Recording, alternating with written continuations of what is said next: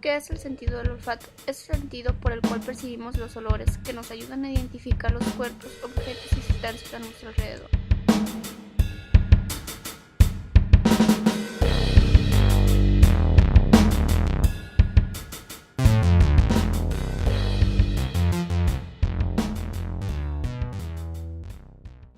Sentido del olfato en los insectos. Los insectos tienen quimiorreceptores de distancia, receptores olfativos, responden a sustancias odorantes en el aire a bajas concentraciones.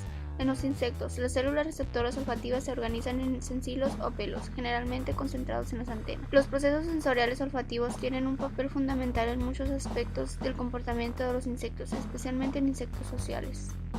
Sentido del olfato en arácnidos. Muchos tipos de arañas tienen uñas sensibles al final de las extremidades. Esto para ayudarles a ser capaces de sentir distintos tipos de movimientos a su alrededor. También utilizan estas para ayudarse con el sentido del gusto y el olfato. El sentido del olfato es muy fuerte para la araña, principalmente para encontrar pareja. Las hembras suelen permanecer en su hábitat y los machos se aventuran a encontrarlas atraídos por tales olores. Sentido del olfato en los mamíferos. La nariz suele ser prominente, llamándose entonces hocico. En la nariz está alojado el sentido del olfato, que se encuentra muy desarrollado en algunas especies de mamíferos. El olfato es uno de los sentidos más importantes y eficaces en la existencia de los mamíferos. Sentido olfativo de los anfibios. A partir de los anfibios, la cavidad nasal se comunica con la faringe y por lo tanto con el aparato respiratorio. Aparecen las coanas internas y con ellas la función ventiladora del órgano nasal. Es decir, a partir de aquí las fosas nasales son olfatorias y ventiladoras.